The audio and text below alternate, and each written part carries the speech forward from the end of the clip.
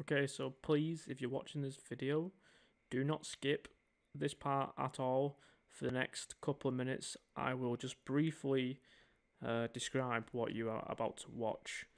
The main point here is this is not under Teamsport Liverpool's staff control. I merely believe that this issue is down to the funding that Teamsport actually give the track. I am fully aware that the karts at Liverpool in particular, maybe it's similar in other venues, not sure, but from what I've heard from people over the years, tonight really did show a true example of that. Anyways, the kart I had, so there were 16 people on track and there was only 16 karts in the pit lane. So you can see if I had an issue with a car and I brought it in, which I did after 2 or 3 laps, and it wasn't a small issue, it was quite a big issue, then there was no more karts for me to take out. So I literally had to retire from the second race 2 laps in, or however many laps I did. The car I had was very dangerous if you wasn't somewhat of a experienced driver. If you was a new driver, there's no way on earth you would have been able to control this kart, and you would have been in every tyre wall if you had very little dealings with the braking systems on these cars. So yeah, let me just try and explain this. The kart I had, so if I rest my foot on the brake pedal, like I'm talking if I rested it, if I tap that brake pedal accidentally, maybe a millimeter, the accelerator would cut out, so it stops people from, double tapping, so you can't brake and press accelerator because, yeah, that burns the car out. But this was weird. When this happened, I had to literally hover my right foot off the brake pedal, so my accelerator wasn't cutting out. I had to do that, otherwise I was technically lifting in places I shouldn't be lifting. You'll hear it when I actually go on track, because I'll not do a voiceover over it, but you'll hear just the engine noise and where it cuts out when I'm tapping the brake accidentally.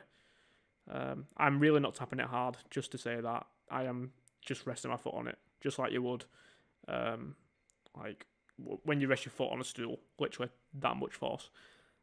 Anyways, when I had to brake, there was no in between. It was an emergency stop kind of brake or no brake at all. So my brake pedal actually wouldn't react if I pressed it in.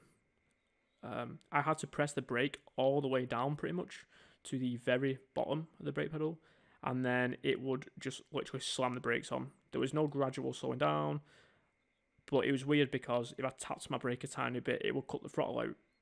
So you would say that is quite a severe problem, especially in an indoor car. I'm trying to beat a personal best time here, and I'm not going to be able to do it in this car.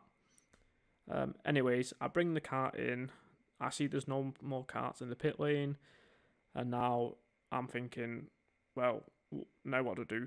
The staff, which tells me there's no more karts available, is then saying, oh, I can give me a refunding credit or whatever, and I'm just like, I'll just leave it.